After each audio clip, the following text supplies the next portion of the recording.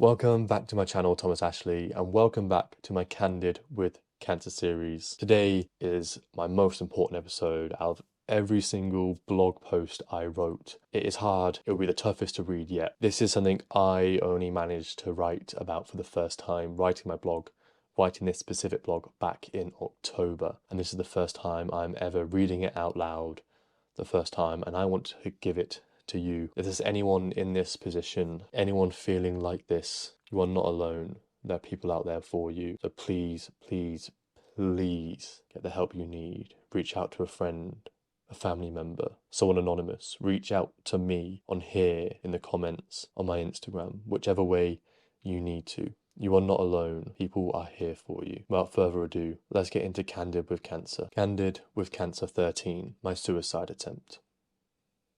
New Year's Eve, 2019. What happened this day, I've really struggled to talk about for years. It's something I didn't want to remember. Something I never wanted to relive.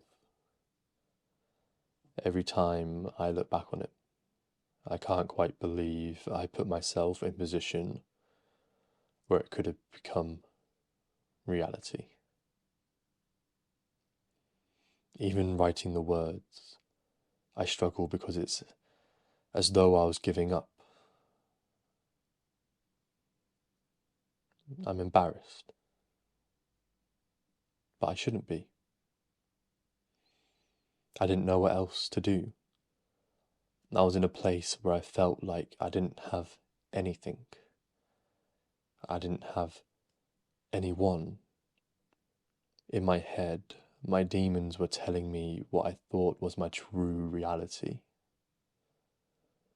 All hope was gone. They were telling me what's really the point in living. But what I did that night was my plea for help, in the only way I knew possible at the time, the only way I knew how at the time. I didn't know how to ask, where to start, who to go to. So I did it with actions.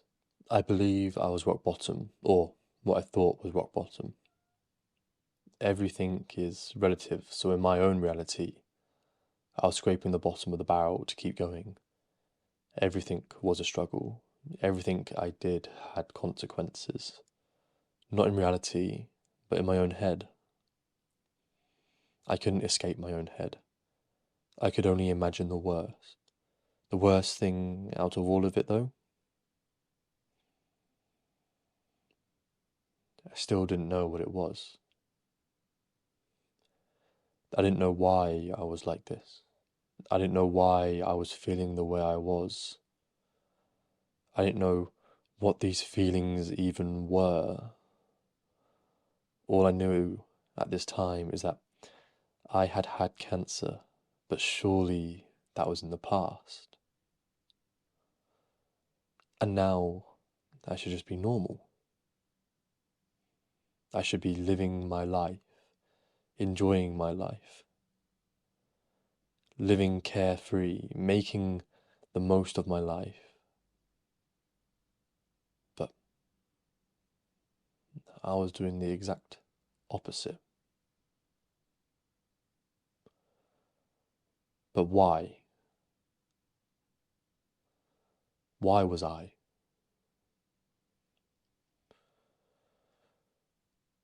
The best way to explain my confusion is to go back to what I had written on the 27th December 2019, 4 days before what happened on New Year's Eve. I just wanted to make sense of what was going on in my head, how I was feeling, and why I was feeling it. But the more I wrote, the more complicated it got.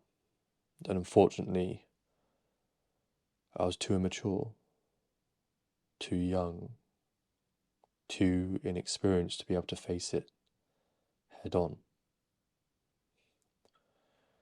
There was a lot of pain, struggle, and fear which I didn't know how to let anyone in to help me.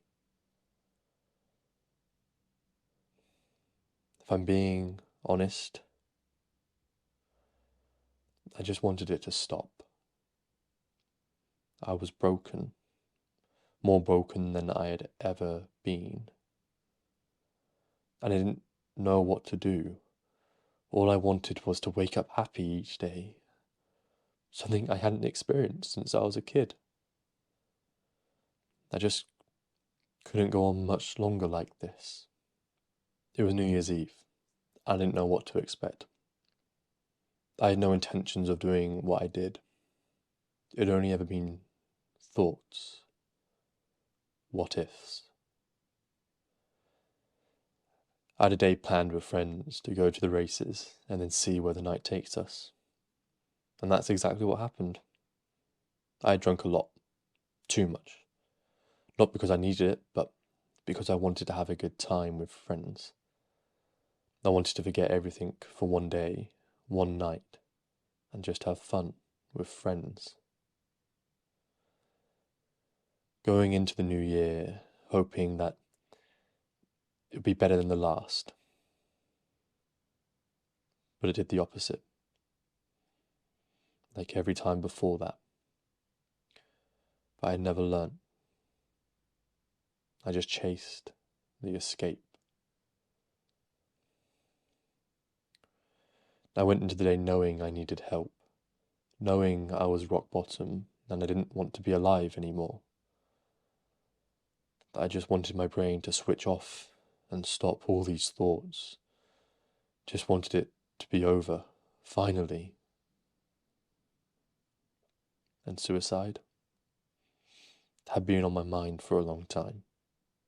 Constantly on my mind, constantly asked if I'd ever do it, and always saying no. But at what point do you stop saying no when nothing gets better? At what point do you turn this thought into a reality? At what point do you realize that the only way to stop it is to end it? I've been playing on my mind for a while, constantly going back and forth if I'd actually ever do it, or it was just me thinking hypothetically. The day went on and I drank, and I drank, and I drank. Just didn't stop. I didn't want to. The barrier between my intrusive thoughts and reality was slowly crumbling to the point where I could touch it, where I could cross over. No longer would it just be an intrusive thought. In a weird way, the alcohol allowed me to be myself, to express how I was feeling and get it out of my head, or at least do something to tell someone I need help. An action, a cry for help. But at what cost? The night went on, going from pub to pub, bar to bar, until I just couldn't do it anymore. Not just New Year's Eve, but life. I didn't want to do it anymore. I didn't want to fake feeling this way. I didn't want to be a burden any longer. I didn't want to be in pain. I didn't want to be here because I didn't deserve to be. I wasn't meant to be alive. I just wanted to be free, and I knew no other way. I just left my friends and went. I walked for a bit, contemplating what I believed I needed to do. What I believed was the only option, the only way forward. I walked and walked until I came across a car park. High enough if that I was going to do the imaginable, I know it would work. And so, I went to the top. I was lonely. I was scared. I was lost. New Year's Eve was slowly coming to an end, and the new year fast upon me. I spent the walk contemplating what I was about to do, psyching myself up, telling myself this is what I had to do.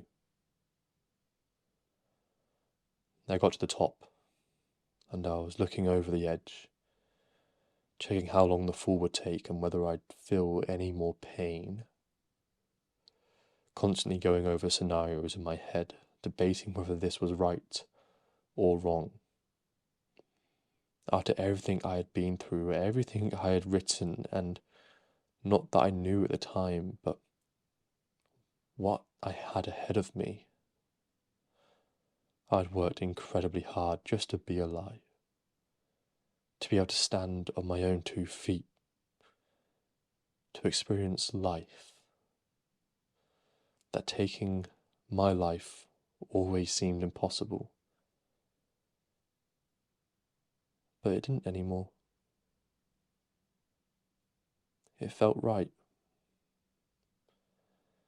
It felt as though it was my time, and I had to. My time on earth was up. I had done what I needed to do, and now it was time to say goodbye.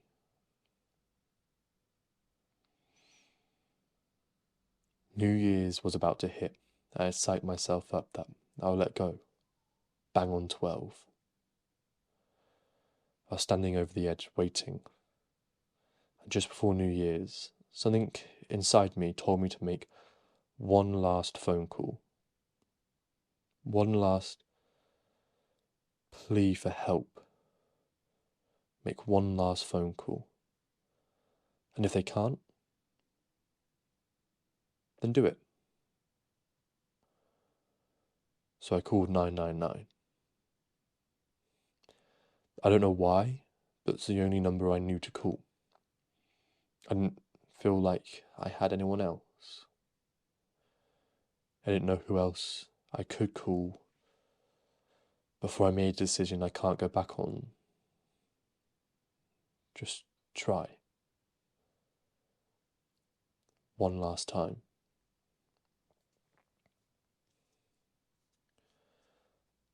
I called. They picked up. And I just started crying, bawling my eyes out. I just told them that I can't do it anymore. That I'm about to do something so stupid, but I have no other option. And they spoke to me, calmly and collectively, asked where I was and reassured me that everything will be okay. That I have so much to live for, so much ahead of me, that so many people love me, that if I was to leave now, there would be a huge void in this world. And that's what I needed.